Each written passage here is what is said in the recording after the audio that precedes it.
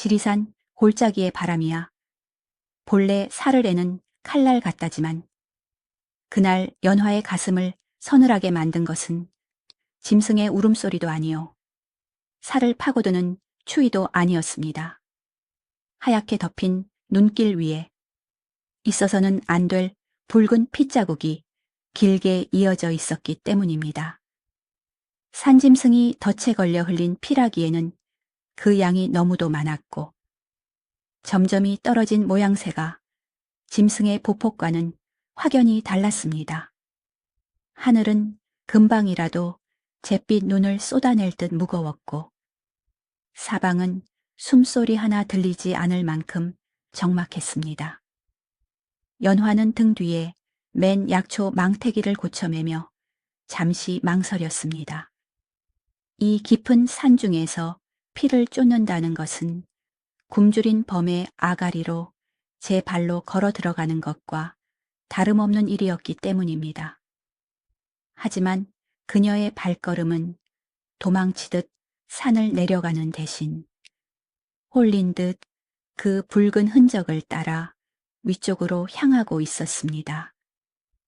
마치 보이지 않는 끈이 그녀의 발목을 잡아당기는 것만 같았습니다. 연화는 부모를 일찍 여의고 산 아래 마을과도 발길을 끊은 채 약초를 캐고 짐승 가죽을 손질하며 홀로 살아온 지가 벌써 여러 해였습니다.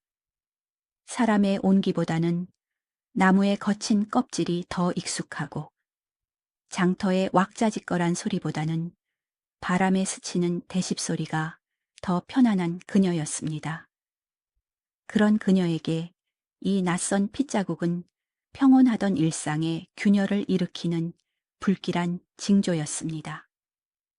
핏자국은 험한 바위 너덜지대를 지나 인적이 닿지 않는 곰굴 쪽으로 이어져 있었습니다. 연화가 조심스럽게 굴 입구에 다다랐을 때 비릿한 피 냄새가 차가운 공기에 섞여 코끝을 찔렀습니다. 그녀는 품에 지니고 있던 작은 손도끼를 꽉 쥐었습니다. 거기 누구 있소? 하고 낮게 물었으나 돌아오는 것은 공허한 메아리뿐이었습니다. 어둠에 눈이 익숙해질 즈음 바위 구석에 쓰러져 있는 거무튀튀한 형체가 보였습니다. 짐승이 아니었습니다. 사람이었습니다.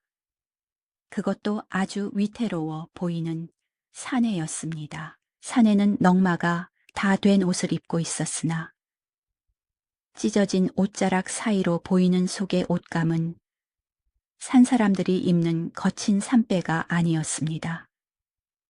연화는 조심스레 다가가 그의 코 밑에 손가락을 대보았습니다. 희미하게나마 더운 김이 느껴졌습니다. 살아있으나 죽음의 문턱을 반쯤 넘은 상태였습니다. 어깨와 옆구리에서는 검붉은 피가 끊임없이 배어나와 바닥의 흙을 진흙처럼 적시고 있었습니다. 상처는 짐승의 발톱에 당한 것이 아니라 날카로운 쇠붙이에 베인 자국이 분명했습니다. 이 깊은 산중까지 칼을 든 자들이 들어왔다는 사실에 연화의 등골이 오싹해졌습니다. 그냥 두고 내려가면 이 산에는 오늘 밤을 넘기지 못하고 얼어 죽거나 피를 쏟아 죽을 것이었습니다. 그러나 살려낸다면 그 뒤에 감당해야 할 일들이 산사태처럼 밀려올지도 모를 일이었습니다. 연화는 잠시 눈을 감고 돌아가신 아비가 남긴 말을 떠올렸습니다. 사람의 목숨은 하늘에 달린 것이나 그 목숨을 거두고 살리는 인연은 사람이 만드는 것이라던 그 말을 말입니다. 그녀는 결심한 듯 망태기를 내려놓고 사내를 흔들어 깨우려 했으나 그는 깊은 혼절 상태에 빠져 미동조차 없었습니다. 사내의 몸은 돌덩이처럼 무거웠습니다. 연화는 주변에 널려 있는 칡넝쿨과 썩은 나무들을 모아 엉성하게 남아 썰매 모양을 만들었습니다. 사내를 굴 밖으로 끌어내는 것만으로도 온몸의 힘이 다 빠져나가는 듯 했습니다. 하늘에서는 기어이 굵은 눈발이 날리기 시작했습니다. 눈은 순식간에 시야를 가렸고 바람은 더욱 거세게 몰아쳤습니다.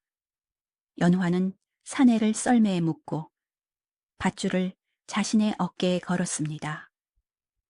이보시오. 정신줄 놓지 마시오. 여기서 잠들면 우리 둘 다 죽는 게요. 연화는 대답 없는 사내를 향해 소리치며 한 발 한 발 눈길을 헤쳐나갔습니다.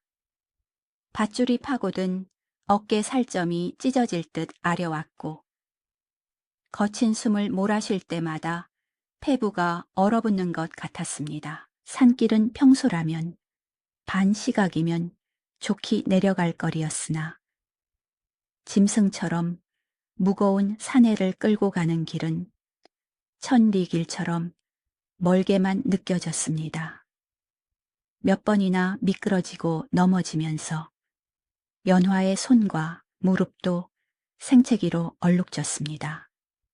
험한 비탈길에서 썰매가 기우뚱하며 사내가 굴러떨어질 뻔했을 때는 연화가 온몸을 던져 그를 막아서야 했습니다. 사내의 차가운 얼굴이 연화의 뺨에 닿았을 때 그녀는 기이한 전율을 느꼈습니다. 낯선 사내의 채취와 피 냄새, 그리고 죽음의 기운이 뒤섞인 묘한 냄새가 그녀의 감각을 흔들었습니다. 눈보라는 점점 더 거세져한 치앞을 분간하기 어려웠습니다. 연화는 자신이 지금 사람을 살리는 길을 가고 있는 것인지 아니면 스스로 죽음의 구렁텅이로 걸어 들어가는 것인지 분간할 수 없었습니다. 오직 본능만이 발을 움직이게 할 뿐이었습니다. 어느새 해는 져서 사위가 어둑어둑해졌을 무렵 저 멀리 칠흑 같은 어둠 속에서 희미한 불빛 하나가 보였습니다.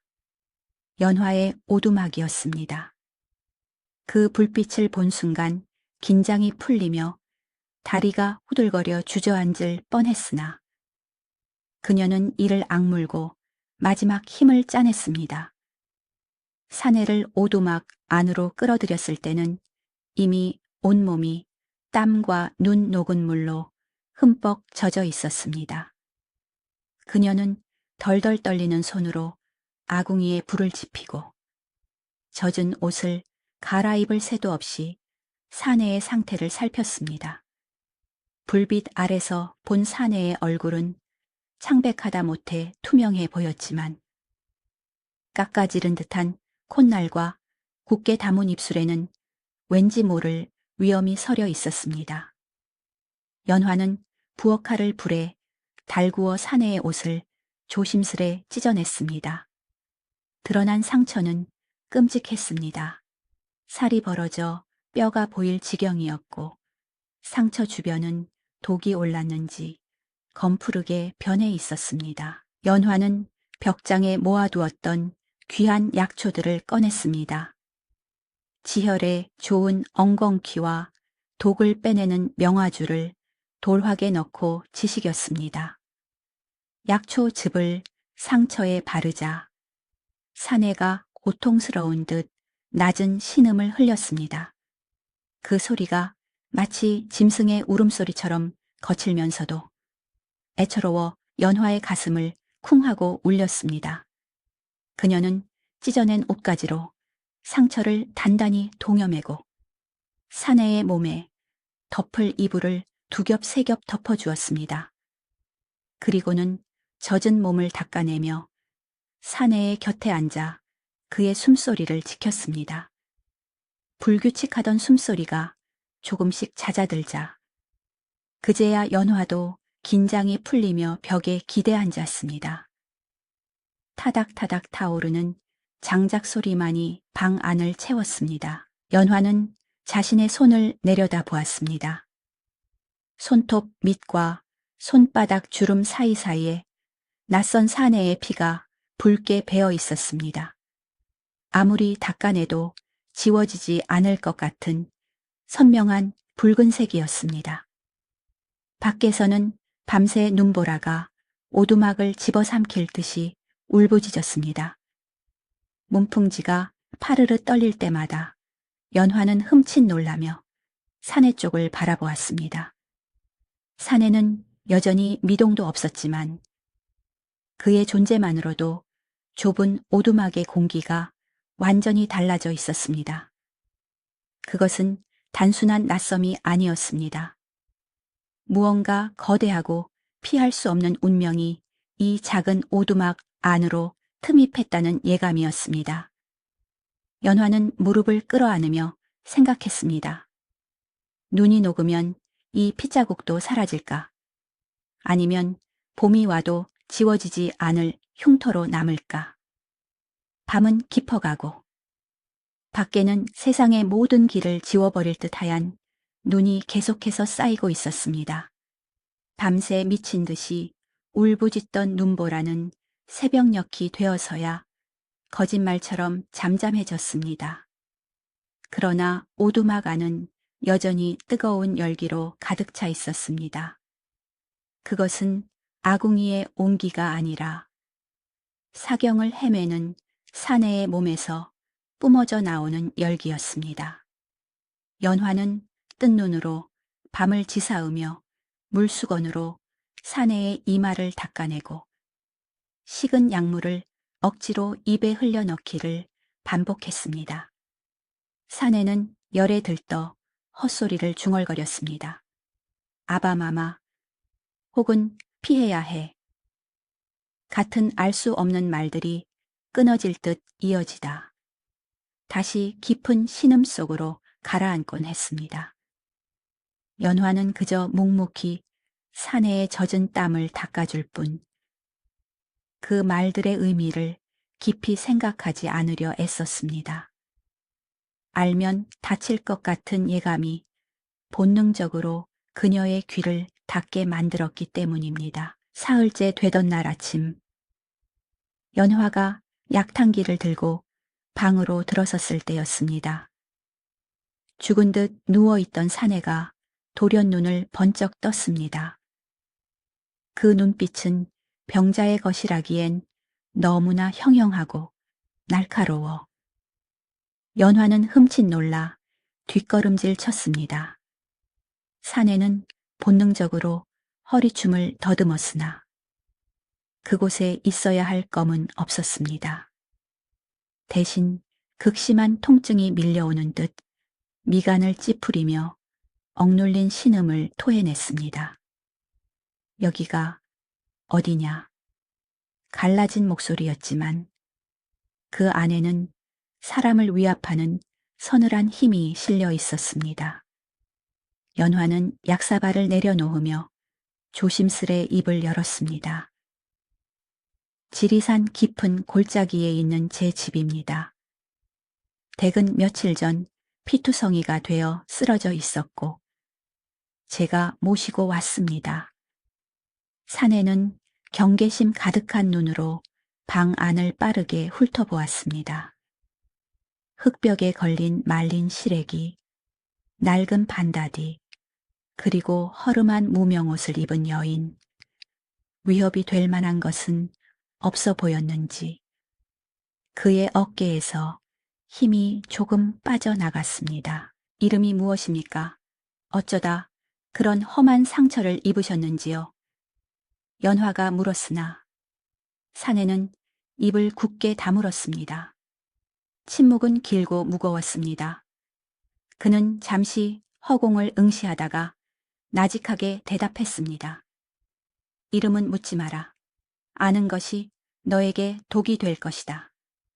그저 지나가는 객캐이라 여겨다오. 그것은 부탁이라기보다 명령에 가까웠습니다. 연화는 더 이상 캐묻지 않았습니다. 산에서 홀로 살다 보면 묻지 말아야 할 사연이 있다는 것쯤은 짐승의 발자국을 읽는 것만큼이나 자연스럽게 알게 되는 법이었습니다. 그럼 그냥 손님이라 부르겠습니다. 연화는 담담하게 말하며 식은 땀으로 젖은 그의 속옷을 갈아입히기 위해 다가갔습니다.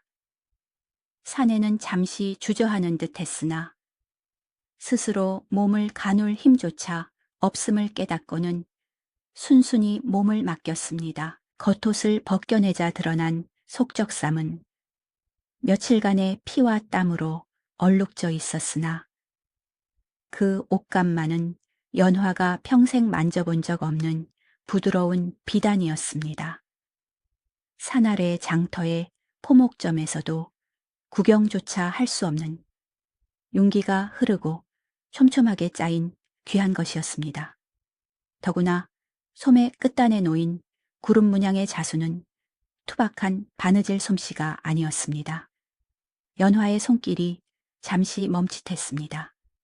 이 산에는 도적 때에 쫓기는 상단 행수 정도가 아니었습니다. 훨씬 더 높고 훨씬 더 위험한 곳에서 온 사람임이 틀림없었습니다. 하지만 연화는 못 본 척 묵묵히 거친 무명옷으로 갈아입혔습니다. 비단 옷은 똘똘 뭉쳐 아궁이 깊숙한 곳에 밀어 넣었습니다. 혹여나 누군가 보게 된다면 화근이 될 물건이었습니다. 타오르는 불길 속에서 비단이 재로 변해가는 것을 보며 연화는 이 사내의 과거도 저 불꽃처럼 사라지기를 바랐습니다. 사내는 기력을 회복하는 속도가 더디었습니다. 상처가 워낙 깊은 탓도 있었지만 마음의 병이 더 깊어 보였습니다. 그는 깨어있는 동안에는 벽을 향해 돌아 누워 있거나 멍하니 천장만 바라보았습니다. 연화가 쑤어 올린 묽은 죽조차 몇 술 뜨지 못하고 힘겨워했습니다. 그런 그에게 숟가락을 쥐어주고 입가에 흐르는 죽물을 닦아주는 것은 오롯이 연화의 몫이었습니다. 좁은 방 안에서 두 남녀의 거리는 너무나 가까웠습니다. 사내의 몸을 닦아줄 때 느껴지는 단단한 근육의 감촉, 약을 먹일 때 닿는 뜨거운 숨결은 평생 사내라고는 모르고 살았던 연화의 마음에 묘한 파문을 일으켰습니다. 사내 역시 처음에는 여인의 손길을 어색해하고 부끄러워하는 기색이 역력했으나 날이 갈수록 연화에 투박하지만 정성 어린 보살핌에 조금씩 경계심을 허물어 갔습니다. 어느 날 밤 연화는 사내의 상처에 지식인 약초를 새로 붙여주고는 피로를 이기지 못해 아궁이 옆에 쪼그리고 앉아 깜빡 잠이 들었습니다. 타닥 타닥 장작이 타는 소리가 자장가처럼 들렸습니다. 한참을 잤을까? 문득 시선이 느껴져 눈을 떴을 때 연화는 사내가 자신을 빤히 바라보고 있다는 것을 깨달았습니다. 항상 날카롭고 차갑기만 하던 그의 눈빛이 그 순간만큼은 봄눈 녹듯 풀어져 있었습니다. 그것은 연민 같기도 하고 고마움 같기도 했으며 갈 곳 없는 자의 쓸쓸함 같기도 했습니다. 자지 않고 왜 그러고 계십니까? 연화가 잠긴 목소리로 묻자 사내는 황급히 시선을 돌리며 헛기침을 했습니다. 아니다. 불이 꺼져 가기에 추울까 하여 그의 귀가 붉게 물들어 있었습니다. 연화는 말없이 일어나 화로에 숯을 더 넣었습니다. 불꽃이 다시 살아나며 방 안을 붉게 비췄습니다. 그 불빛 그림자 속에서 두 사람은 아무 말도 하지 않았지만 며칠 전까지만 해도 남남이었던 그들 사이에 보이지 않는 실 하나가 연결된 것만 같았습니다. 사내의 침묵은 여전히 견고한 성벽 같았지만 연화는 그 성벽 틈으로 새어나오는 미세한 온기를 느꼈습니다. 밖에는 다시 눈발이 날리는지 바람 소리가 거세졌지만 흙벽으로 둘러싸인 이 작은 공간만큼은 세상과 단절된 채 기묘한 평온함이 감돌았습니다. 연화는 다시 무릎을 끌어안으며 생각했습니다. 이 겨울이 끝나지 않았으면 좋겠다고. 이름 모를 이 손님이 상처가 다 나아 떠나버리는 날이 연경 오지 않았으면 좋겠다고 말입니다. 그것은 연화가 처음으로 품어본 스스로도 놀랄 만큼 이기적이고 애달픈 소망이었습니다. 봄은 더디게 오는 듯 하다가도 어느새 문턱을 넘어와 있는 법입니다. 지리산 골짜기를 꽉 채우고 있던 눈이 녹아내려 계곡물이 불어나고 앙상했던 나뭇가지마다 연두색 물이 오르기 시작했습니다. 겨우내 죽음의 문턱을 넘나들던 사내의 얼굴에도 생기가 돌기 시작했습니다. 처음에는 방 안에서 엉거주춤 일어나 앉는 것조차 버거워하던 그가 이제는 지팡이를 짚고 마당을 서성일 만큼 기력을 되찾았습니다. 눈이 녹아 길이 열렸으니 떠날 채비를 할 법도 하건만 산에는 아무 말이 없었습니다. 연화 역시 산 아래로 통하는 길이 뚫렸다는 말을 차마 입 밖으로 꺼내지 못했습니다. 그저 묵묵히 나무를 캐고 말린 약초를 손질하며 하루하루를 유예할 뿐이었습니다. 두 사람 모두 알고 있었으나 모른 척하고 싶은 훔쳐온 행복 같은 날들이었습니다. 어느 날 아침 연화가 산에 다녀오니 마당에서 둔탁한 소리가 들려왔습니다. 사내가 장작을 패고 있었습니다. 처음 해보는 도끼질인지 자세는 어설프기 짝이 없었고 겨냥이 빗나가 애꿎은 흙바닥을 찢기도 일쑤였습니다. 하지만 그의 이마에는 송골송골 땀이 맺혀 있었고 표정은 그 어느 때보다 진지했습니다. 연화가 놀라 달려가며 아직 몸도 성치 않은 분이 이러시다. 상처가 덧나면 어찌합니까? 하고 도끼를 뺏으려 하자 사내는 고집스레 도끼자루를 놓지 않으며 말했습니다. 밥값은 해야 하지 않겠느냐. 사내 대장부가 여인에게 얻어먹기만 해서야 체면이 서지 않는 법이다. 그의 손바닥은 이미 물집이 잡혀 터져 있었습니다. 평생 붓이나 검자루만 쥐어봤을 고운 손에 박인 흙물은 어울리지 않았으나 연화의 눈에는 그 투박한 손이 세상 그 무엇보다 든든해 보였습니다. 그날 이후로 사내는 연화의 일상을 조금씩 나누어 짊어지기 시작했습니다.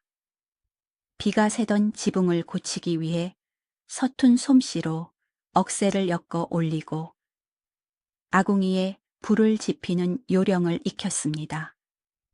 왕실의 법도와 천하의 정세를 논하던 입으로 이제는 오늘 저녁 창어리는 무엇이냐거나 지붕 엮는 새끼줄이 모자라지 않겠느냐 하는 사소한 것들을 물어왔습니다. 연화가 산에서 캐온 쓴바귀와 냉이로 소박한 밥상을 차려내면 사내는 그 거친 보리밥과 풀 반찬을 세상 진미인 양달게 비웠습니다. 아니 도성에서 먹던 기름진 고기보다 이 산나물이 훨씬 달구나. 사내가 무심코 내뱉은 말에 연화는 가슴이 철렁하면서도 애써 웃으며 시장기가 반찬이라 그렇습니다. 하고 대꾸했습니다. 그들은 마치 오래된 산골 부부처럼 서로의 존재가 공기처럼 자연스러워지고 있었습니다. 해질 엮이면 두 사람은 툇마루에 나란히 앉아 지리산 능선 너머로 붉게 타오르는 노을을 바라보곤 했습니다. 산에 아니, 이현은 평생 느껴보지 못한 평온함을 맛보았습니다. 궐 안에서는 숨 쉬는 순간조차 누군가의 계산 속에 있었고, 잠들 때조차 머리맡에 검을 두어야 했으나, 이곳에서는 오직 바람소리와 새소리, 그리고 곁에 앉은 여인의 숨소리뿐이었습니다. 그는 자신의 어깨에 얹혀있던 천하라는 무거운 짐을 잠시 내려놓고 그저 연화의 사내로 살고 싶다는 위험한 상상을 하곤 했습니다. 하지만 그 평화가 얇은 살얼음판 같다는 것을 그도 알고 연화도 알았습니다. 연화는 가끔 빨래터에서 돌아오는 길에 사내가 먼 산을 응시하며 깊은 수심에 잠겨있는 모습을 보았습니다. 그 눈빛은 이곳에 머물러 있으면서도 마음은 이미 천리박 도성으로 달려가 있는 사람의 것이었습니다. 달이 유난히 밝은 밤이었습니다. 마당에 멍석을 깔고 앉아 옥수수를 까던 연화의 곁으로 사내가 다가와 앉았습니다. 달빛을 받은 그의 옆 얼굴은 그림처럼 아름다웠으나 어딘가 모르게 슬퍼 보였습니다. 연화야. 사내가 처음으로 그녀의 이름을 불렀습니다. 그 낮고 깊은 목소리에 연화의 심장이 쿵하고 내려앉았습니다. 그녀는 옥수수를 까던 손을 멈추고 고개를 들었습니다. 사내는 연화를 바라보지 않은 채 하늘에 걸린 달만 뚫어지게 쳐다보며 말을 이었습니다. 만약 내가 평범한 사냥꾼이나 약초꾼이었다면, 그리하여 너와 이 산골에서 평생을 살 수 있었다면 얼마나 좋았겠느냐. 그것은 고백이자 닥쳐올 이별에 대한 예고였습니다. 연화는 목이 메어 아무 대답도 할 수 없었습니다. 그저 고개를 푹 숙이고 손끝만 만지작거렸습니다. 사내는 잠시 망설이는 듯하더니 품속에서 무언가를 꺼내려다 이내 그만두었습니다. 그리고는 천천히 손을 뻗어 거칠어진 연화의 손등을 조심스레 덮었습니다. 그의 손은 따뜻했고 떨리고 있었습니다. 언젠가 눈이 다시 오고 계절이 바뀌어도 이 봄날을 잊지 않겠다. 그 말은 마치 유언처럼 비장하게 들렸습니다. 연화는 왈칵 쏟아지려는 눈물을 삼키기 위해 입술을 깨물었습니다. 알 수 없는 불안감이 검은 먹구름처럼 밀려와 가슴을 짓눌렀지만 그녀는 지금 이 순간 그의 손이 전해주는 온기에만 집중하려 애썼습니다. 내일 당장 천지가 개벽한다 해도 오늘 밤만큼은 이 달빛 아래서 그와 함께 있고 싶었습니다. 풀벌레 소리만 요란한 밤. 두 사람은 서로의 천에 기대어 말없이 깊어가는 봄밤을 지켰습니다. 그것이 그들에게 허락된 마지막 평온임을 그때는 미처 알지 못했습니다. 산 사람에게 산 아래 세상이란 본래 시끄럽고 어지러운 곳이라지만 그날 국경 근처의 장터는 유난히 더 뒤숭숭하고 소란스러웠습니다. 연화는 겨우내 말린 약초와 산나물을 팔아 쌀과 소금을 구하러 오랜만에 산을 내려왔습니다. 장터 입구부터 평소와는 다른 낯선 기운이 감돌았습니다. 포졸들이 오가는 사람들의 짐을 뒤지며 험악한 눈초리를 보내고 있었고, 장사치들의 호객 소리 사이로 백성들의 불안한 속삭임이 낮게 깔려 있었습니다. 연화는 본능적으로 고개를 숙이고 사람들 틈에 섞였습니다. 주막 앞 평상에 모여 앉은 노인네들의 이야기 소리가 바람결에 연화의 귀로 흘러들어왔습니다. 한양에서 난리가 났다지 않나. 임금님의 병환이 깊으신데 세자 저하마저 감쪽같이 사라지셨다니.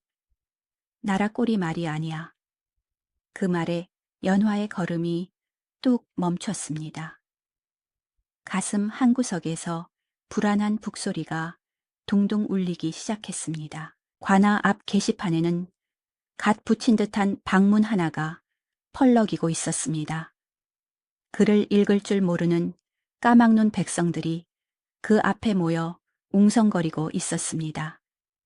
역적의 무리가 세자 저하를 해하려 했다는구먼.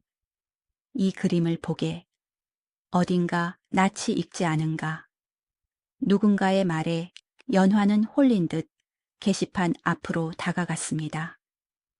거친 먹물로 그려진 초상화는 비바람에 번져 흐릿했습니다. 그림 속 사내의 눈매는 매섭게 치켜 올라가 있었고 인매는 고집스러워 보였습니다. 오두막에 있는 그 사람과는 사뭇 다른 위압적이고 날선 인상이었습니다. 하지만 연화는 알 수 있었습니다. 그림 속 사내의 귀 밑에 희미하게 그려진 작은 점, 그리고 무엇보다 그 눈빛 서린 고독함이 집에서 자신을 기다리는 손님과 꼭 닮아 있다는 것을 말입니다. 심장이 발밑으로 툭 떨어지는 것 같았습니다. 그 사내는 단순히 쫓기는 양반집 자재가 아니었습니다. 하늘이 내린 핏줄, 감히 쳐다볼 수도 없는 구중궁궐의 주인이었던 것입니다. 연화는 도망치듯 관아 앞을 벗어났습니다. 다리가 후들거려 제대로 걷기조차 힘들었습니다. 자신이 지금껏 누구를 숨겨주고 있었는지, 그 죄가 얼마나 무거운 것인지 깨닫자 숨이 턱 막혀왔습니다. 그를 살려준 것이 오히려 천하를 어지럽히는 일이 된 것은 아닌지, 아니면 그가 무사히 돌아가는 것이야말로 하늘의 뜻인지, 촌부인 연화로서는 알 길이 없었습니다. 다만 확실한 것은 그 평화롭던 봄날의 꿈이 이제 산산조각 날 때가 되었다는 사실뿐이었습니다. 연화는 쌀가게로 가려던 발길을 돌려 푸죽간으로 향했습니다. 주머니 속의 엽전을 만지작거렸습니다. 겨울을 날 식량을 살 돈이었지만 그녀는 주저없이 돼지고기 한 근을 샀습니다. 그리고 주막에 들러 독한 탁주 한 병을 샀습니다. 그것은 다가올 이별을 예감한 여인이 차리는 마지막 만찬이자 떠나보낼 정인에게 바치는 헌사였습니다. 산으로 돌아오는 길은 갈 때보다 1000배는 더 멀고 험하게 느껴졌습니다. 등 뒤에서 누군가 쫓아오는 것만 같아 자꾸만 뒤를 힐끔거렸고 숲에서 들리는 부스럭 소리에도 쏘스라치게 놀랐습니다. 해가 뉘엿뉘엿 넘어가고 상을임자가 길게 드리워질 무렵에야 저 멀리 오두막의 불빛이 보였습니다. 굴뚝에서 피어오르는 하얀 연기가 오늘따라 유난히 쓸쓸해 보였습니다. 사내는 마당에 나와 서성이고 있었습니다. 연화가 들어서는 모습을 보자 그의 얼굴에 안도의 빛이 스쳐 지나갔습니다. 어찌 이리 늦었느냐. 해가 져서 산짐승이라도 만난 줄 알고 걱정했다. 타박하는 말투였지만 그 속에 담긴 진심 어린 걱정을 연화는 느낄 수 있었습니다. 그 다정함이 오히려 비수처럼 가슴을 찔렀습니다. 장터 구경을 하느라 늦었습니다. 오는 길에 고기도 좀 끊어오고 술도 한 병 샀지요. 연화가 애써 밝은 목소리로 말하며 망태기를 내려놓자 사내의 눈이 휘둥그레졌습니다. 무슨 날이라도 되느냐. 평소에 안 하던 호사를 다 부리고 연화는 대답 대신 부엌으로 들어가 부산스레 음식을 장만했습니다. 도마 위에서 칼질하는 소리가 유난히 크게 울렸습니다. 끓어오르는 고기, 국 냄새가 방 안에 퍼졌지만 연화의 목구멍으로는 물 한 모금 넘기기도 힘들었습니다. 그녀는 밥상에 김이 모락모락 나는 고깃국과 나물, 그리고 탁주 한 사발을 차려내갔습니다. 사내는 오랜만에 보는 고기, 반찬에 아이처럼 기뻐하며 수저를 들었습니다. 산골에서 이런 진수성찬을 봤다니 내 평생 잊지 못할 것이다. 그가 웃으며 말했습니다. 그 해맑은 웃음 뒤에 숨겨진 그의 진짜 신분과 운명의 무게를 생각하니 연화는 코끝이 시큰해져 고개를 돌려야 했습니다. 한 잔 드시지요. 연화가 술병을 들어 사내의 빈 잔을 채웠습니다. 쪼르륵 술 따르는 소리가 적막한 방 안을 채웠습니다. 하지만 연화의 손끝은 미세하게 떨리고 있었습니다. 잔에 담긴 술 표면에 잔물결이 일었습니다. 사내는 그 떨림을 눈치챘는지 술잔을 받으려던 손을 잠시 멈추고 연화의 얼굴을 빤히 바라보았습니다. 그의 눈빛이 순간 날카로워졌다가 이내 깊은 슬픔으로 가라앉았습니다. 그는 아무것도 묻지 않았습니다. 연화가 장터에서 무엇을 보고 들었는지, 왜 갑자기 이런 상을 차렸는지 짐작한 듯 했습니다. 그저 말없이 술잔을 받아 단숨에 들이켰습니다. 독한 술 기운이 목을 타고 넘어가는데도 두 사람 사이에는 차마 뱉어내지 못한 말들이 고인물처럼 무겁게 내려앉아 있었습니다. 밖에서는 밤바람이 대나무 숲을 흔드는 소리가 쏴 하고 들려왔습니다. 마치 폭풍우가 몰려오기 전에 전주곡처럼 불길하고도 슬픈 소리였습니다. 그날 밤 하늘은 마치 억눌러 왔던 울음을 한꺼번에 토해내듯 거센 비를 퍼부었습니다. 지붕을 때리는 빗소리가 어찌나 요란한지 서로 마주보고 앉아 있어도 말소리가 잘 들리지 않을 지경이었습니다. 방 안의 호롱불은 바람이 틈새로 스며들 때마다 위태롭게 흔들렸고 두 사람의 그림자도 벽 위에서 춤을 추듯 일렁였습니다. 연화는 바느질감을 손에 들고 있었지만 바늘귀를 찾지 못해 몇 번이나 허공을 찔렀습니다. 사내 역시 펼쳐놓은 서책을 보고 있었으나 책장이 넘어가는 소리는 들리지 않았습니다. 두 사람 모두 귀를 곤두쓰고 빗소리 너머의 무언가를 기다리고 있었습니다. 그것은 피할 수 없는 운명이 문을 두드리는 소리였습니다. 이윽고 뇌성병력이 치는 소리와 함께 살인문이 덜컹거렸습니다. 바람 때문이 아니었습니다. 빗줄기를 뚫고 들려오는 묵직한 발소리들이 젖은 땅을 밟으며 오두막을 에워싸고 있었습니다. 연화의 손에서 바늘이 툭 떨어졌습니다. 사내의 눈빛이 순식간에 매서워졌습니다.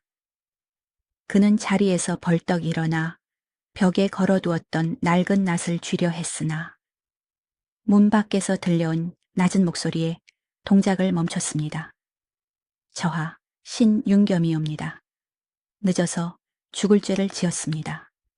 그 목소리는 떨리고 있었으나 충심이 가득 서린 울림이 있었습니다. 저하. 그 짧은 두 글자가 좁은 방 안의 공기를 완전히 바꿔놓았습니다. 연화는 숨을 들이켰습니다. 짐작은 했었으나 막상 귀로 확인한 진실은 천냥 빛보다 더 무겁게 가슴을 짓눌렀습니다. 사내가 아니 세자 이현이 천천히 문을 열었습니다. 칠흑 같은 어둠 속 쏟아지는 빗줄기를 맞으며 검은 옷을 입은 사내 셋이 마당에 무릎을 꿇고 엎드려 있었습니다. 그들의 어깨는 비에 젖어 축 늘어져 있었으나 눈빛만은 어둠 속에서도 형형하게 빛났습니다. 일어나라. 이현의 목소리에는 더 이상 산골 나그네의 소탈함이 없었습니다. 만인을 호령하던 지배자의 위엄이 서리발처럼 서려 있었습니다. 환궁하셔야 합니다. 역당들이 혈안이 되어 이 일대를 뒤지고 있습니다. 지체하시면 위험합니다. 윤겸이라 불린 자가 다급하게 고했습니다. 이현은 잠시 뒤를 돌아 방 안을 보았습니다. 문틈 사이로 굳어버린 연화의 모습이 보였습니다. 그의 미간에 깊은 주름이 패였습니다. 이현은 다시 방으로 들어와 젖은 옷을 갈아입을 생각도 하지 않은 채 멍하니 앉아있는 연화 앞에 섰습니다. 밖에서는 재촉하는 빗소리가 더욱 거세졌습니다. 연화야, 그가 불렀으나 연화는 고개를 들 수 없었습니다. 감히 쳐다봐서는 안 될 뿐이라는 것을 이제야 실감했기 때문입니다. 하지만 이현은 무릎을 굽혀 그녀와 눈을 맞췄습니다. 그의 두 손이 연화의 떨리는 어깨를 감싸 쥐었습니다. 내 너를 데려갈 수가 없다. 지금 나와 함께 가는 길은 칼날 위를 걷는 것과 같아서 너를 다치게 할 뿐이다. 그의 목소리에 물기가 섞여 있었습니다. 그것은 냉정한 거절이 아니라 뼈를 깎는 듯한 보호의 말이었습니다. 연화는 그제야 고개를 들어 그를 보았습니다. 익숙한 얼굴이었지만 이미 그는 아주 먼 곳에 있는 사람처럼 낯설게 느껴졌습니다. 알고 있습니다. 가십시오. 이곳은 누추하여 귀한 분이 머무실 곳이 못 됩니다. 연화는 애써 담담하게 말하려 했으나 목소리는 형편없이 떨리고 있었습니다. 그녀는 서둘러 일어나 벽장에서 말린 곶감 몇 개와 주먹밥을 싼 보따리를 챙겨 내밀었습니다. 가시는 길에 욕이라도 하십시오. 이현은 그 보따리를 받아들고는 잠시 망설이다가 자신의 품속 깊은 곳에서 무언가를 꺼냈습니다. 손바닥만 한 옥으로 만든 놀이개였습니다. 정교하게 조각된 용 한 마리가 붉은 매듭에 묶여 있었습니다. 그는 연화의 거친 손을 잡아 그 위에 옥패를 쥐어주었습니다. 차가운 옥의 감촉이 손바닥을 파고들었습니다. 이것을 가지고 있거라. 훗날 내가 반드시 너를 찾을 것이다. 이 비가 그치고 세상에 어지러운 바람이 잠들면 그때는 내가 너를 데리러 오겠다. 그러니 부디 살아만 있어. 다오. 그것은 약조라기보다는 애원에 가까웠습니다. 왕이 될 사내가 촌부에게 하는 애원. 연화는 옥패를 쥔 손에 힘을 주며 고개를 끄덕였습니다. 눈물이 뺨을 타고 흘러내려 빗물인지 눈물인지 분간할 수 없었습니다. 기다리겠습니다. 1000년이 걸려도 기다리겠습니다. 연화의 대답을 들은 이현은 마치 가슴 한쪽을 떼어내는 듯한 표정으로 그녀를 한 번 더 깊이 바라보았습니다. 그리고는 결연히 등을 돌려 빗속으로 걸어 나갔습니다. 마당에 대기하고 있던 말 울음소리가 밤 공기를 갈랐습니다. 이현이 말에 오르자 호위무사들이 그를 애워쌌습니다. 그는 마지막으로 한 번 더 오두막을 돌아보았습니다. 문가에 기댄 연화의 작은 그림자가 어둠 속에 희미하게 보였습니다. 빗줄기는 두 사람 사이를 가차없이 갈라놓고 있었습니다. 가자 이현의 짧은 외침과 함께 말발굽 소리가 진을 바닥을 박차고 멀어져 갔습니다. 다닥다닥 빗소리에 묻혀가는 그 소리가 연화에게는 심장이 찢어지는 소리처럼 들렸습니다. 순식간에 마당은 텅 비어버렸고 남은 것은 무섭게 쏟아지는 빗소리와 차가운 어둠뿐이었습니다. 연화는 빗속으로 뛰쳐나가 그들이 사라진 어둠을 향해 한참을 서 있었습니다. 옷이 다 젖고 머리카락이 얼굴에 엉겨 붙어도 움직일 줄을 몰랐습니다. 손에 쥔 옥파에의 온기만이 그가 다녀갔다는 유일한 증거였습니다. 반드시 오겠다던 그 말은 빗물에 씻겨 내려가는 듯 허망하게 흩어졌습니다. 하늘의 뜻이 그를 살려 돌려보낸 것이라면 왜 남겨진 이의 가슴에는 이토록 깊은 멍을 남기는 것인지. 연화는 털썩 주저앉아 흙바닥을 치며 소리 없이 오열했습니다. 비는 야속하게도 밤새 그치지 않고 내렸고 산골짜기의 작은 오두막은 거대한 세상의 파도 속에 홀로 남겨진 조각배처럼 외롭게 흔들렸습니다. 그것이 그들의 첫 번째 이별이자 긴 기다림의 서막이었습니다. 그가 떠난 뒤 오두막에는 다시금 적막이 찾아들었습니다. 그러나 예전의 평화로운 고요와는 달랐습니다. 텅 빈 방 안구석구석에는 아직도 그의 온기가 배어있는 듯했고 밥상을 차릴 때면 무심코 숟가락 2벌을 놓았다가 황급히 거두곤 했습니다. 연화는 애써 마음을 다잡으려 낫을 갈고 망태기를 손질했지만 문득문득 멍하니 살인문 쪽을 바라보는 시간이 늘어갔습니다. 하지만 그녀를 기다리고 있는 것은 그리운 이의 발자국 소리가 아니었습니다.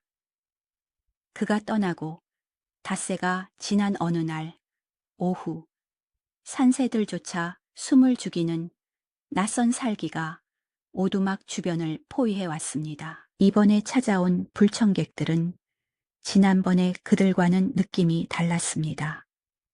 검은 복면을 하지는 않았으나 눈빛이 굶주린 늑대처럼 번들거렸고 허리춤의 찬 칼에서는 비릿한 피 냄새가 진동했습니다. 그들은 세자를 쫓던 반대파에 추격되었습니다. 세자가 이미 포위망을 뚫고 사라졌다는 사실을 확인하러 온 분노에 찬 사냥개들이었습니다. 연화가 마당에 널어놓은 약초를 걷고 있을 때 우두머리로 보이는 자가 살인문을 발로 걷어차며 들이닥쳤습니다. 이 산골에 계집 혼자 사는가? 거친 목소리가 고막을 찢을 듯 울렸습니다. 연화는 본능적으로 뒷걸음질 치며 가슴 속의 옥패를 옷깃 깊숙이 감추었습니다. 그들은 대답을 듣기도 전에 집 안으로 들이닥쳐 세간을 뒤엎기 시작했습니다. 정성스레 말려둔 약초들이 흙발에 지시겨졌고 낡은 반다디가 부서져 나갔습니다. 그들은 마치 쥐 잡듯 방 안을 뒤지다가 아궁이 옆 구석에서 다 타지 않고 남은 비단 조각 하나를 찾아냈습니다.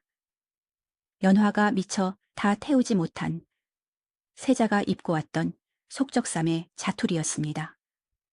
우두머리는 그 조각을 코앞에 들이밀며 으르렁거렸습니다. 이런 귀한 비단이 산골 계집의 집에 있을 리가 없다. 그자가 여기 있었지 놈이 어디로 갔느냐. 연화는 공포에 질려 입술이 파르르 떨렸지만 필사적으로 고개를 저었습니다. 모릅니다. 저는 그저 길 잃은 사냥꾼이 다쳐서 며칠 재워주었을 뿐입니다. 그 옷은 그분이 주고 가신 것인데 말이 채 끝나기도 전에 억센 소나기가 연화의 멱살을 잡고 들어 올렸습니다. 거짓을 고하면 내년에 혀를 뽑아버릴 것이다. 그자가 어느 방향으로 갔는지, 무슨 말을 남겼는지 바른 대로 불어라. 칼끝이 연화의 목을 겨누었습니다. 서늘한 쇠붙이의 감촉에 소름이 끼쳤습니다. 하지만 연화는 입을 꾹 다물었습니다.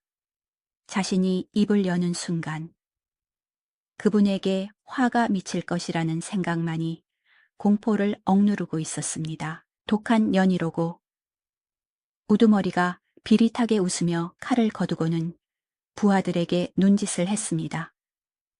인연을 끌어내라. 그리고 이 쥐새끼 같은 집구석은 태워버려. 흔적 하나 남기지 마라. 그 말에 연화의 눈이 커졌습니다.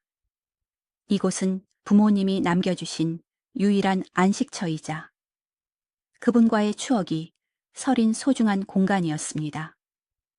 안 됩니다. 제발 집만은 연화가 매달리려 했으나 사내들은 가차없이 그녀를 마당으로 내동댕이 쳤습니다. 곧이어 횃불이 지붕 위로 던져졌습니다. 바짝 마른 억사의 지붕은 순식간에 불길에 휩싸였습니다.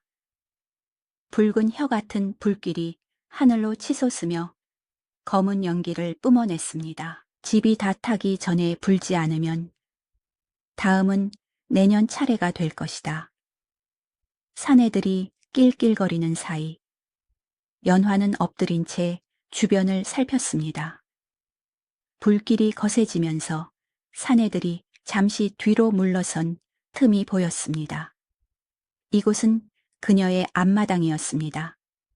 눈 감고도 돌멩이 위치를 알 수 있는 그녀의 세상이었습니다.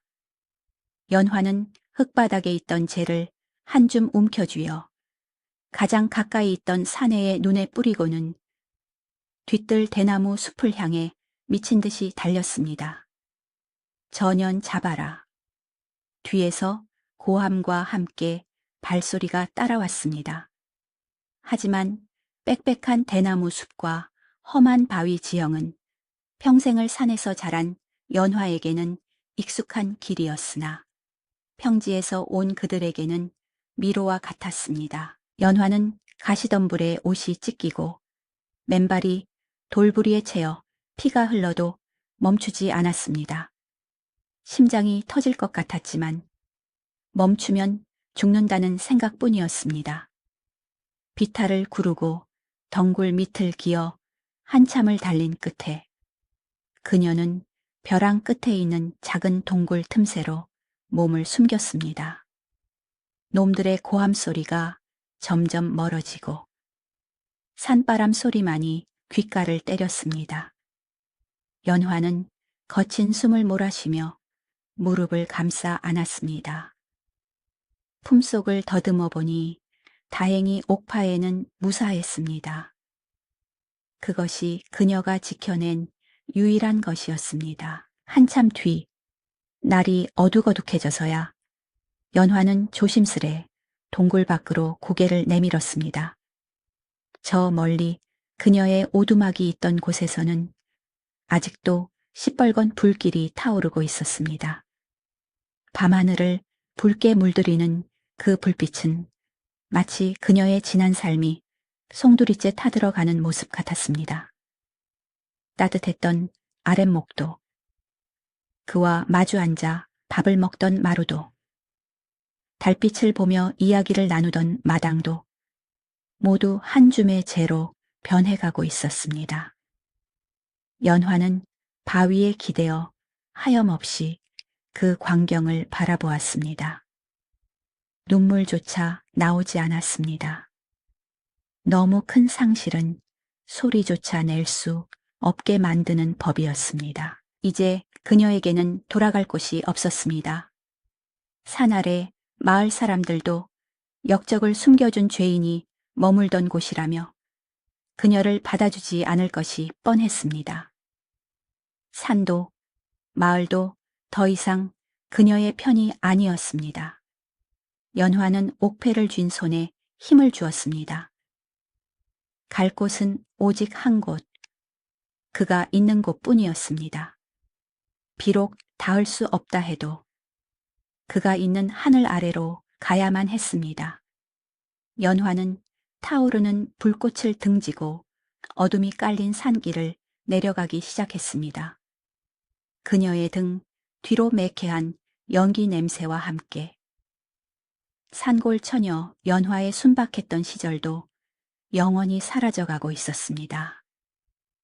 이제 그녀는 거친 세상의 풍파 속으로 오직 맹세 하나에 의지한 채 걸음을 옮기는 한 명의 유랑자가 되어 있었습니다. 지리산 첩첩산 중에서 한양도성까지는 꼬박 한 달이 걸리는 고단한 길이었습니다. 가진 것 하나 없이 빈손으로 나선 길은 처량하기 그지없었습니다. 연화는 낮에는 걷고 밤에는 남의 집, 헛간이나 숲속에서 이슬을 피하며 북으로 향했습니다. 집시는 몇 번이나 해져서 새끼줄로 동여매야 했고 발바닥은 물집이 잡히고 터지기를 반복하여 피가 마를 날이 없었습니다. 배가 고파밭에 버려진 무청으로 허기를 달래면서도 그녀는 품속 깊이 감춰둔 옥파의 만은 목숨처럼 지켰습니다. 그것은 단순한 폐물이 아니라 이 모진 세상에서 그녀를 지탱하게 해주는 유일한 동아줄이었기 때문입니다. 고단한 여정 중에도 밤하늘의 북극성을 볼 때면 그 별 아래 어디쯤 있을 그분을 떠올리며 흐릿해지는 정신을 다잡았습니다. 마침내 한양의 남대문인 숭례문이 거대한 위용을 드러냈을 때 연화는 압도감에 숨이 턱 막혀왔습니다. 평생 산과 나무만 보고 살아온 그녀에게 구름처럼 몰려든 사람들과 짐을 실은 수레들의 행렬은 마치 다른 세상의 풍경 같았습니다. 왁자지껄한 소음과 먼지, 그리고 사람들의 무심한 눈빛 속에서 연화는 바다에 떠다니는 뗏목처럼 위태로워 보였습니다. 누구 하나 이 남루한 행사에게 여인에게 눈길을 주지 않았습니다. 산속에서는 약촉해는 연화였으나 이곳 한양 바닥에서는 그저 스쳐 지나가는 수많은 거린 중 하나일 뿐이었습니다. 그녀는 인파에 떠밀려 청계천변의 판자촌으로 흘러들었습니다. 썩은 물 냄새와 가난의 냄새가 진동하는 그곳이 이제 왕의 여인이 될 수도 있었던 그녀가 몸을 누일 곳이었습니다. 한양 살이는 산속 생활보다 몇 곱절은 더 혹독했습니다. 연화는 입에 풀칠이라도 하기 위해 닥치는 대로 일을 했습니다. 새벽같이 일어나 남의 집 물을 길어 나르고 식당 설거지를 도왔으며 해가 질 때까지 얼음장 같은 가을물에 손을 담그고 남의 빨래를 했습니다. 잿물에 부르튼 손등은 거북이 등껍질처럼 갈라져 피가 배어나왔습니다. 뼈마디가 쑤시고 온몸이 부서질 듯 아팠지만 그녀는 쉴 수가 없었습니다. 배고픔보다 더 무서운 것은 그분을 한 번이라도 보지 못하고 이대로 세우러지는 것이었기에 그녀는 악착같이 버텼습니다. 품속의 옥파애를 팔면 기와집 한 채는 거뜬히 장만하고 편안히 살 수 있다는 것을 알았지만 연화는 단 한 번도 그런 생각을 하지 않았습니다. 그것을 파는 순간 그분과의 인연도 자신의 존재 이유도 모두 팔아버리는 것만 같았기 때문입니다. 빨래터는 도성 안에 온갖 소문이 모이는 곳이기도 했습니다. 방망이질 소리 사이로 안악들의 수다가 끊이지 않았습니다. 새 임금님이 즉위하시고 나라가 많이 안정되었다지. 어진 분이라더군. 세금도 감해 주시고 억울한 백성들의 소원도 들어주신다지 않는가. 안악들의 입에서 임금님이라는 말이 나올 때마다 연화의 귀는 저절로 쫑긋해졌습니다. 헌데 그리 정사를 잘 돌보시면서도 어딘가 늘 슬퍼 보이신다는 소문이야. 중전마마도 아직 들이지 않으시고 밤늦도록 침전의 불이 꺼지지 않는다고 하네. 그 말을 들은 연화의 방망이질이 뚝 멈췄습니다. 가슴 한구석이 찌릿하게 저려왔습니다. 그 화려한 궁궐 안에서도 그는 여전히 고독하구나. 수많은 신하와 궁녀들에 둘러싸여 있어도 그 마음은 지리산 오두막에 눈 내리던 밤처럼 쓸쓸하구나. 연화는 흐르는 가을물에 눈물을 섞어 흘려보냈습니다. 어느 날 연화는 일감을 마치고 광화문 앞 육조거리를 서성였습니다. 저 멀리 거대한 궁궐의 담벼락이 보였습니다. 하늘을 찌를 듯 솟은 기와지붕과 붉은 단청은 감히 쳐다보기조차 힘들 만큼 위험이 있었습니다.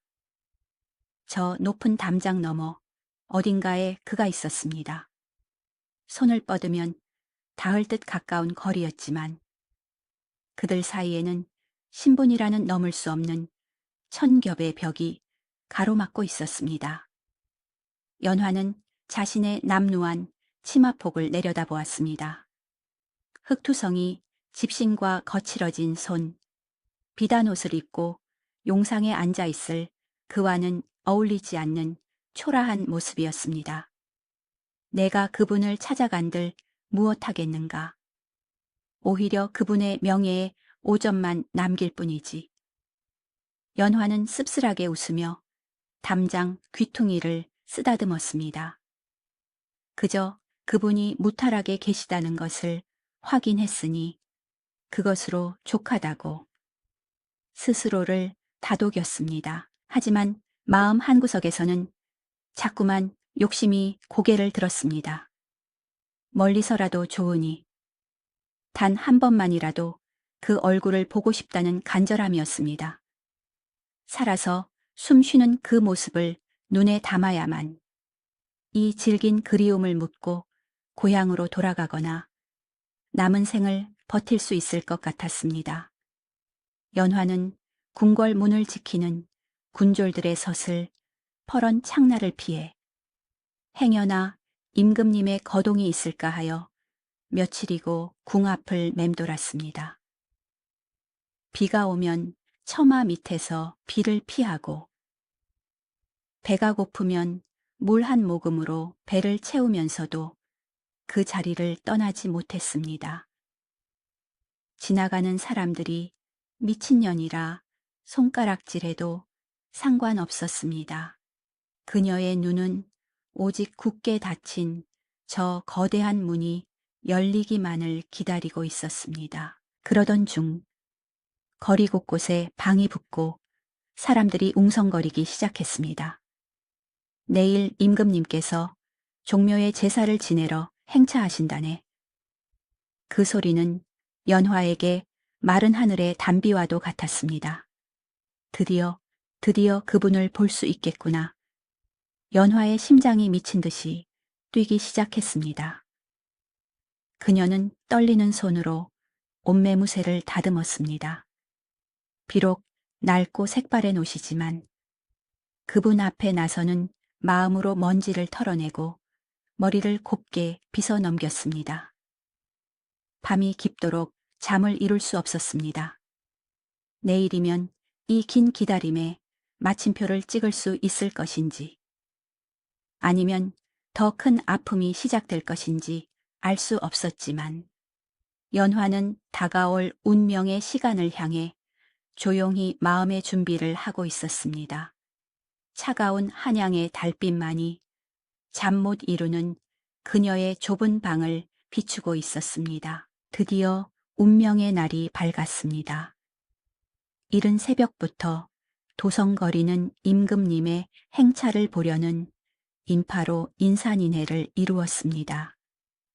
거대한 북소리가 둥둥 울리며 땅을 뒤흔들었고 오색 깃발이 바람에 펄럭이며 하늘을 가렸습니다.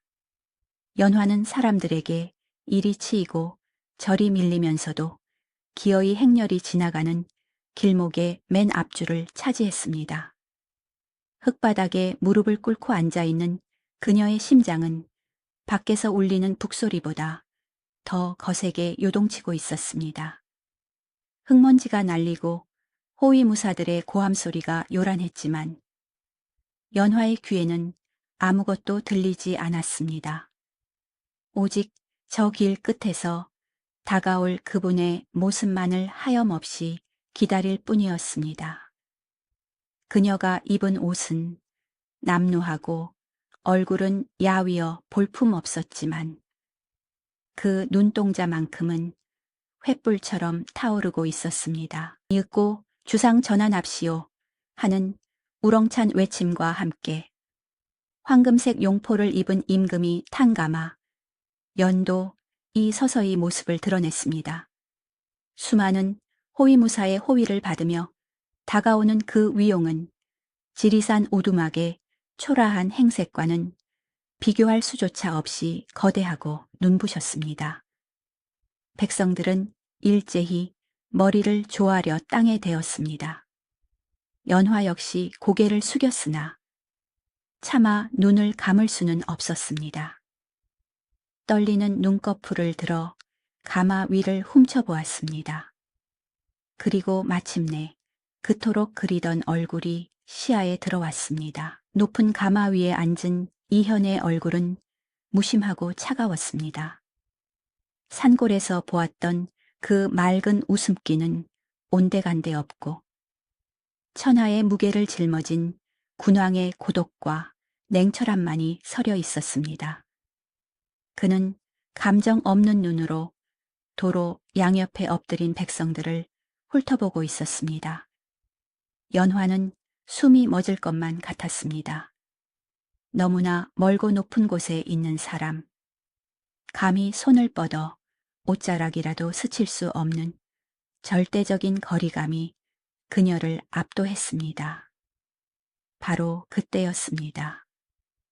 무심하게 흐르던 이현의 시선이 연화가 있는 쪽에서 뚝 멈췄습니다. 수천 명의 군중 속에서 흙투성이가 된 채 엎드려 있는 한 여인. 찰나의 순간이었으나 이현의 동공이 지진이라도 난 듯 거칠게 흔들렸습니다. 그는 알아보았습니다. 헝클어진 머리카락과 때국물이 흐르는 얼굴 뒤에 숨겨진 지리산 눈보라 속에서 자신을 업고 뛰던 그 여인을 자신을 위해 꽁보리밥을 짓고 빗속에서 젖은 어깨를 떨던 그 연화를 말입니다. 이현의 손이 가마의 손잡이를 부러질 듯 꽉 움켜쥐었습니다. 당장이라도 연화야 하고 소리치며 가마를 세우고 달려 내려가고 싶은 충동이 화산처럼 치밀어 올랐습니다. 그의 입술이 미세하게 벌어졌습니다. 하지만 그 순간 이현의 눈에 가마 주변을 둘러싼 서슬퍼런 눈빛들이 들어왔습니다. 호시탐탐 왕의 흠집을 노리는 대신들, 권력을 위해라면 무엇이든 할 수 있는 외척들의 첩자들이 곳곳에 깔려 있었습니다. 만약 지금 자신이 이 천한 여인에게 아는 체를 한다면, 그녀를 궁으로 데려가려 한다면 그것은 그녀를 구하는 것이 아니라 굶주린 늑대굴에 양을 던져주는 것과 다름없었습니다. 그녀는 내일 아침 쥐도 새도 모르게 시신으로 발견되거나 역적의 누명을 쓰고 고문당할 것이 불을 보듯 뻔했습니다. 왕이라는 자리는 만인을 호령하는 자리이면서 동시에 사랑하는 여인 하나조차 마음대로 안아줄 수 없는 가장 비정한 자리였습니다. 이현의 눈빛이 고통으로 일그러졌습니다. 단 한 번의 눈맞춤 속에 수만 가지의 말이 오갔습니다. 살아있었구나. 여기까지 왔구나. 미안하다. 정말 미안하다. 연화 역시 그 눈빛을 읽었습니다. 그가 자신을 모른 척 하려는 것이 매정함 때문이 아니라 뼈를 깎는 인내심으로 자신을 지키려 한다는 것을, 왕의 눈가가 붉게 충혈되는 것을 본 순간 연화의 가슴은 무너져 내렸지만 동시에 뜨거운 것이 차올랐습니다. 그것으로 충분했습니다. 그가 자신을 잊지 않았다는 것, 지금 이 순간 그도 울고 있다는 것. 이현은 천천히, 아주 천천히 고개를 돌렸습니다. 마치 목이 부러지는 듯한 고통을 참아내며 그는 연화를 외면하고 다시 정면을 응시했습니다. 다시 차가운 가면을 쓴 군왕의 얼굴로 돌아갔습니다. 가마는 멈추지 않고 그대로 연화의 앞을 스쳐 지나갔습니다. 화려한 행렬이 일으키는 바람이 연화의 머리카락을 헝클어뜨렸습니다. 멀어져가는 왕의 뒷모습은 거대한 산처럼 웅장했지만 연화의 눈에는 세상에서 가장 외롭고 작아 보였습니다. 그는 뒤를 돌아보지 않았습니다. 돌아보는 순간 무너질 것을 알기에 독하게 앞만 보고 나아갔습니다. 행렬이 지나가고 자욱한 흙먼지만이 남았습니다. 사람들은 하나둘씩 자리를 털고 일어났지만 연화는 일어날 줄을 몰랐습니다. 그녀는 이마를 땅바닥에 치식인 채 오열을 삼켰습니다. 소리내어 울 수도 없었습니다. 그저 가슴을 쥐어뜯으며 속으로 울부짖을 뿐이었습니다. 이제 정말 끝이었습니다. 산골에서의 그 짧았던 봄날은 영원히 과거 속에 묻어야 했습니다. 그분은 저 높은 하늘 위의 태양이 되어야 했고 자신은 그 태양을 바라보는 이름 없는 들풀로 남아야 했습니다. 부디 성군이 되시옵소서. 인연은 이제 여한이 없습니다. 연화가 흙바닥에 입술을 대고 쉰 목소리로 속삭였습니다. 그녀의 눈물 떨어진 자리가 검게 얼룩졌습니다. 옥패를 쥔 손에 피가 통하지 않을 만큼 힘을 주었습니다. 이것은 이별의 아픔이 아니라 사랑하는 이를 위해 스스로 그림자가 되기로 결심하는 서러운 맹세였습니다. 주변의 소음이 다시 귓가로 밀려왔지만 연화의 세상은 텅 빈 공허 속에 잠겨 있었습니다. 멀리서 들려오는 북소리가 마치 두 사람의 끊어진 인연을 알리는 조종 디아오종 소리처럼 구슬프게 울려 퍼졌습니다. 그렇게 가장 가깝고도 가장 먼 재회는 침묵 속에서 막을 내렸습니다. 운명의 행렬이 지나가고 난 뒤 한양의 밤거리는 거짓말처럼 조용해졌습니다. 열기에 들떴던 사람들은 모두 집으로 돌아가고 청계천변의 판자촌에는 고단한 하루를 마감하는 코 고는 소리들만이 드문드문 들려왔습니다. 연화는 어둠이 짙게 깔린 방 한구석에 무릎을 꿇고 앉아 있었습니다. 낮에 보았던 그분의 눈빛이 눈앞에 어른거려 호롱불조차 켜지 못했습니다. 가슴이 뻥 뚫린 듯 공허했으나 한편으로는 꽉 막힌 듯 답답하여 숨쉬기조차 버거웠습니다. 그때였습니다. 살인문 밖에서 인기척이 느껴졌습니다. 낮의 소란스러움과는 다른 아주 조심스럽고 은밀한 발소리였습니다. 계십니까? 낮고 부드러운 목소리가 문을 두드렸습니다.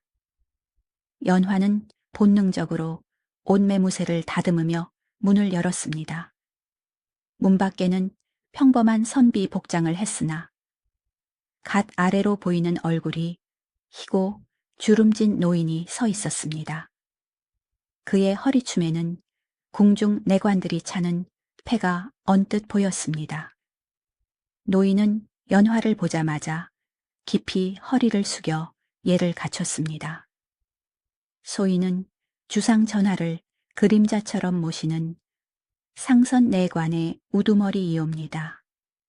낭자의 존함이 연화 맞으신지요? 그 정중한 태도에 연화는 황망히 맞절을 하며 고개를 끄덕였습니다. 상선은 주위를 살피더니 방 안으로 들어와 앉았습니다. 그는 품속에서 비단 보자기에 쌓인 문서를 꺼내어 연화 앞에 내밀었습니다. 전하께서 내리시는 것입니다. 도성 근교에 조용한 암제거처를 마련해 두었고 평생 부족함 없이 지내실 수 있는 전답 문서와 재물입니다. 연화는 보자기를 쳐다보지도 않은 채 상선의 얼굴만 바라보았습니다. 노인의 눈에는 연민과 안타까움이 가득했습니다. 전하께서는 낭자를 권로 들이실 수 없음을 뼈아프게 여기고 계십니다. 지금 궐 안은 낭자가 상상하시는 것보다 훨씬 더 위험한 곳입니다. 대비마마와 외척들의 눈이 시퍼렇고 낭자의 존재가 드러나는 순간 목숨을 부지하기 어렵습니다. 연화는 조용히 눈을 감았습니다. 이미 짐작하고 있었던 일이었으나 남의 입을 통해 확인하는 것은 또 다른 아픔이었습니다. 상선은 말을 이었습니다. 전하께서 하명하시기를 부디 이곳을 떠나 그 누구의 눈에도 띄지 말고 평범하게, 아주 평범하고 행복하게 살아달라 하셨습니다. 그것만이 전하께서 낭자에게 베푸실 수 있는 유일한 은혜이자 사랑이라 하셨습니다. 평범하게 살아달라. 그 말 속에 담긴 그분의 피눈물을 연화는 알 것 같았습니다. 자신이 곁에 있으면 서로에게 칼이 될 뿐이라는 것을 그분은 왕좌에 앉아 뼈저리게 느끼고 계신 것이었습니다. 연화는 떨리는 손으로 문서를 밀어놓았습니다. 저는 이런 재물을 바라고 그분을 기다린 것이 아닙니다. 그러자 상선이 간곡하게 말했습니다. 압니다. 허나 이것을 받지 않으시면 전하께서는 밤마다 뜬 눈으로 밤을 지새우실 것입니다. 낭자가 어디선가 굶주리고 헐벗고 있을까 염려하여 국사조차 돌보지 못하실 것입니다. 부디 전하의 마음을 편하게 해 주십시오. 그 말에 연화의 마음이 흔들렸습니다. 내가 잘 사는 것이 그분을 돕는 길이라니. 사랑하는 이를 위해 할 수 있는 일이 떠나는 것뿐이라니. 하늘의 뜻은 어찌 이리도 가혹한가. 한참의 침묵 끝에 연화는 결심한 듯 품속 깊이 간직해왔던 옥파애를 꺼냈습니다. 붉은 매듭이 손때가 묻어 반질반질해진 옥파애였습니다. 그녀는 그것을 두 손으로 받쳐들어 상선에게 내밀었습니다. 이것을 전하께 돌려주십시오. 상선이 놀란 눈으로 물었습니다. 이것은 정표가 아닙니까? 어찌하여? 연화는 쓸쓸하게 미소 지었습니다. 이 물건이 제게 있는 한 저는 과거를 놓지 못할 것이고 전하 또한 저를 잊지 못하실 것입니다. 이제 각자의 자리로 돌아가야 할 때입니다. 연화의 목소리는 작았지만 단호했습니다. 전해 주십시오. 산골 처녀 연화는 이미 죽었다고. 그러니 전하께서도 저를 잊으시고 오직 만백성의 어버이로서 성군이 되시라고. 그것이 제가 바라는 유일한 보답이라고 말입니다. 상선은 연화의 깊은 뜻을 알아차리고 눈시울을 붉혔습니다. 그는 떨리는 손으로 옥패를 받아 비단 수건에 조심스레 감쌌습니다. 낭자의 그 하해와 같은 마음, 소인이 목숨을 걸고 전하겠습니다. 참으로 귀한 인연이었습니다. 그날 밤 연화는 상선이 마련해준 가마를 타고 도성을 빠져나갔습니다. 칠흑 같은 어둠 속에서 가마가 덜컹거릴 때마다 한양의 불빛들이 하나둘씩 뒤로 멀어져 갔습니다. 연화는 가마 창을 열고 멀리 보이는 궁궐 쪽을 마지막으로 바라보았습니다. 저 높은 담장 안 어딘가에서 옥패를 돌려받은 그분이 홀로 가슴을 치며 울고 계실 것만 같아 가슴이 미어졌습니다. 하지만 그녀는 울지 않았습니다. 이제 그녀의 사랑은 소유하는 것이 아니라 멀리서 빌어주는 것이 되었기 때문입니다. 가마는 산길을 돌아 고요한 암제에 도착했습니다. 늙은 비군이 스님이 마중을 나와 있었습니다. 바람에 흔들리는 풍경 소리만이 산사의 정적을 깨우고 있었습니다. 연화는 감에서 내려 하늘을 올려다 보았습니다. 구름에 가려졌던 달이 슬며시 얼굴을 내밀고 있었습니다. 그 달빛은 궁궐의 지붕 위에도 이곳 암자의 마당에도 똑같이 비추고 있을 터였습니다. 안녕히 계십시오. 부디 강건하십시오. 연화는 허공에 대고 마지막 인사를 건넸습니다. 손에 쥐어진 것은 아무것도 없었지만 마음만은 이상하게도 가벼웠습니다. 그것은 짐을 버린 자만이 느낄 수 있는 슬프지만 자유로운 해방감이었습니다. 그렇게 연화는 세상 속에서 자신의 이름을 지우고 그림자로서의 삶을 받아들였습니다. 세월이라는 것은 흐르는 물과 같아서 잡으려 하지 않아도 흘러가고 막으려 해도 틈새를 비집고 나아가는 법입니다. 그 모진 풍파와 애달픈 사연들도 수십 번의 해와 달이 뜨고 지는 동안 켜켜이 쌓인 시간의 이끼 아래 묻혔습니다. 연화가 몸을 의탁했던 그 이름 없는 암자도 이제는 기와의 푸른 이끼가 두껍게 내려앉았고 뜰 앞의 작은 소나무는 어느새 굵은 등거를 자랑하는 낙낙장송이 되어 그늘을 드리우고 있었습니다.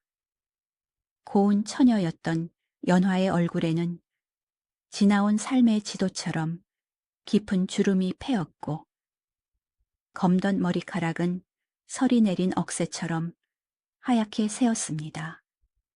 이제 그녀를 산골 처녀 연화로 기억하는 이는 아무도 없었습니다. 그저 인근 마을 사람들에게 헐벗은 이를 입히고 굶주린 이에게 밥을 나누어 주는 마음씨 좋은 노보살림으로 불릴 뿐이었습니다. 어느 늦가을 오후 유난히 바람이 스산하게 불어 낙엽이 비처럼 쏟아지던 날이었습니다. 마을 어귀에서부터 댕그랑거리는 요령소리와 함께 곡소리가 바람을 타고 암자까지 올라왔습니다. 물을 깃던 연화의 손이 허공에서 멈췄습니다. 올 것이 왔구나. 가슴 한 구석에 묵직한 돌덩이가 툭 떨어지는 것 같았습니다. 마을에서 올라온 나무꾼이 전하기를 도성의 임금님께서 승하하셨다고 했습니다. 평생을 백성을 위해 헌신하시고 태평성대를 이루신 성궁께서 경무로 쇠약해진 몸을 이끌고 정사를 돌보다 끝내 눈을 감으셨다는 소식이었습니다. 온 나라가 슬픔에 잠겨 통곡하고 있다는 말을 듣고도 연화는 울지 않았습니다. 그저 물동이를 내려놓고 조용히 대웅전으로 향했습니다. 법당 안은 서늘하고 고요했습니다. 연화는 부처님 앞에 향을 하나 피워 올렸습니다. 가느다란 연기가 실타래처럼 피어오르다 공중으로 흩어졌습니다. 그녀는 합장하고 눈을 감았습니다. 감은 눈 속에서 주름진 노인의 얼굴이 아니라 수십 년 전 지리산 눈보라 속에서 만났던 그 젊고 강인했던 사내의 얼굴이 떠올랐습니다. 고생하셨습니다. 참으로 고단하고 긴 세월을 잘 버티셨습니다. 연화의 입술이 달싹거렸습니다. 그녀는 알고 있었습니다. 그분이 화려한 용상에 앉아 천하를 호령하면서도 그 마음 한 자락은 늘 외로움에 떨고 있었음을, 백성들의 어버이로 살기 위해 사내로서의 행복을 철저히 짓밟고 인내해야 했던 그 고통의 깊이를 누구보다 잘 알고 있었습니다. 이제 무거운 짐일랑 다 내려놓고 편안히 가십시오. 연화의 눈가에서 마른 눈물 한 방울이 주름을 타고 흘러내렸습니다. 슬퍼서 흘리는 눈물이 아니었습니다. 약조를 지켜낸 두 사람의 생에 대한 회한과 안도감이 뒤섞인 눈물이었습니다. 그분은 성군이 되어 백성을 지켰고, 연화는 그림자가 되어 그분의 명예를 지켰습니다. 서로가 서로를 위해 가장 잔인한 이별을 선택했고, 그 선택을 평생의 침묵으로 완성해낸 것입니다. 연화는 품속을 더듬어 보았습니다. 옥파에는 이미 오래전 돌려주었기에 손에 잡히는 것은 없었으나 가슴 속에는 여전히 보이지 않는 옥파에가 뜨겁게 박혀 있었습니다. 그날 밤 연화는 잠을 이루지 못하고 툇마루에 나와 앉았습니다. 하늘에는 하얀 달이 창백하게 걸려 있었고 산바람이 대나무 숲을 지나며 쏴 하고 소리를 냈습니다. 그 소리가 마치 지리산 오두막 뒤뜰에서 듣던 그 바람 소리와 너무나 닮아 있었습니다. 연화는 눈을 지그시 감고 그 바람 소리에 귀를 기울였습니다. 바람결에 낯익은 목소리가 들리는 듯 했습니다. 연화야, 내 너를 잊은 적이 없다. 단 한순간도. 환청인 줄 알면서도 연화는 저도 모르게 미소를 지었습니다. 이제는 만날 수 있을 것 같았습니다. 이승의 높은 담장도, 신분의 굴레도 없는 그곳에서라면 다시 그 눈 내리는 밤에 오두막으로 돌아가 마주 앉을 수 있을 것 같았습니다. 저도 곧 따라가겠습니다. 그리 급하게 가지 마시고 강 건너 징검다리에서 잠시만 기다려 주십시오. 연화는 혼잣말처럼 중얼거리며 하늘을 올려다보았습니다. 밤하늘의 별들이 유난히 총총하게 빛나고 있었습니다. 그중 가장 밝은 별 하나가 그녀를 내려다보며 윙크하듯 반짝였습니다. 연화의 마음에 평생토록 응어리져 있던 그리움이 봄눈 녹듯 사라지고 그 자리에 따스한 평온함이 채워졌습니다.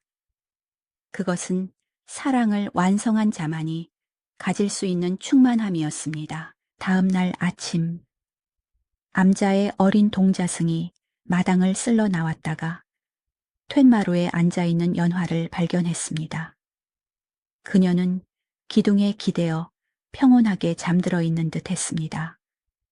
입계는 엷은 미소가 서려 있었고 두 손은 가지런히 무릎 위에 포개져 있었습니다. 동자승이 보살님, 여기서 주무시면 입 돌아갑니다. 하며 흔들었으나 그녀는 대답이 없었습니다. 연화는 이미 고단했던 이승의 옷을 벗어버리고 그토록 그리던 님이 기다리는 곳으로 먼 길을 떠난 뒤였습니다. 그녀의 얼굴은 마치 고운 처녀 시절로 되돌아간 듯 맑고 깨끗했습니다. 산사에는 아침 예불을 알리는 범종 소리가 은은하게 울려 퍼졌습니다. 댕그랑, 댕그랑. 그 소리는 산줄기를 타고 넘어가고 바람에 실려 세상의 낮은 곳으로 퍼져 나갔습니다. 암자 뒤편에 늙은 소나무 가지가 바람에 흔들리며 쏴 하고 화답했습니다. 마치 두 영혼이 만나 기쁨의 춤을 추는 듯한 소리였습니다. 이름 없는 산골 처녀와 천하의 주인이었던 왕. 살아서는 맺어질 수 없었던 두 사람의 인연은 그렇게 바람이 되고 별이 되어 영원히 지워지지 않을 전설로 남았습니다. 누군가 지리산 자락을 지날 때 뺨을 스치는 바람이 유독 따뜻하다면 그것은 아마도 긴 세월을 건너 다시 만난 그들의 숨결일지도 모를 일입니다.